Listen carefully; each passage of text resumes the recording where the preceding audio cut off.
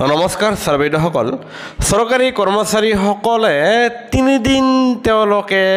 বন্ধ লাভ কৰিব আৰু সেই 3 দিন বন্ধ সম্পৰ্কীয় জাননী আপোনাৰ গভৰ্ণমেণ্ট অফ অসমৰ লেবাৰ ৱেলফেয়াৰ ডিপাৰ্টমেণ্টৰ ফালৰ পৰা যোৱা 2 এপ্ৰিল 2024 তাৰিখে প্ৰকাশ পাইছে আৰু এয়া আপোনাৰ পেইড হলিডে হ'ব। পেইড হলিডে মানে আপোনালোকে যি 3 দিন বন্ধ লাভ কৰিব এই বন্ধৰ দিনত আপোনালোকে যিকোনো বিভাগত অধীনত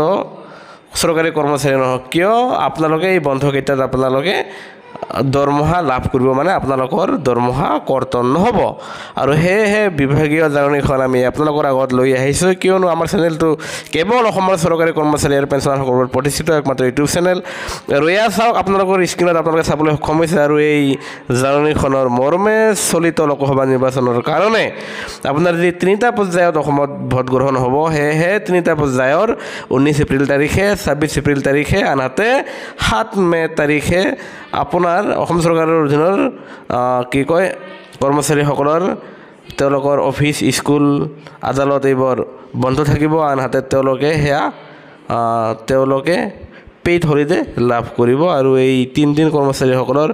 বন্ধ সম্পৰ্কে যি প্ৰকাশ পাইছে আমি জাননীখনে আপোনালোকৰ ওচৰত তুলি ধৰিছোঁ সেয়েহে ভিডিঅ'টো নিশ্চয় এটা লাইক দিব আনহাতে অসমৰ চৰকাৰী কৰ্মচাৰী আৰু পেঞ্চনাৰসকলৰ সৈতে জড়িত প্ৰতিটো শেহতীয়া খবৰ তথ্য সহকাৰে পাবলৈ কৰ্মচাৰী আৰু পেঞ্চনাৰসকলৰ প্ৰতিষ্ঠিত একমাত্ৰ ইউটিউব চেনেলটো যদিহে এতিয়া ছাবস্ক্ৰাইব কৰা নাই তেনেহ'লে ছাবস্ক্ৰাইব কৰিবলৈ নাপাহৰিব ভিডিঅ'টো চাবৰ বাবে ধন্যবাদ জয় অসম।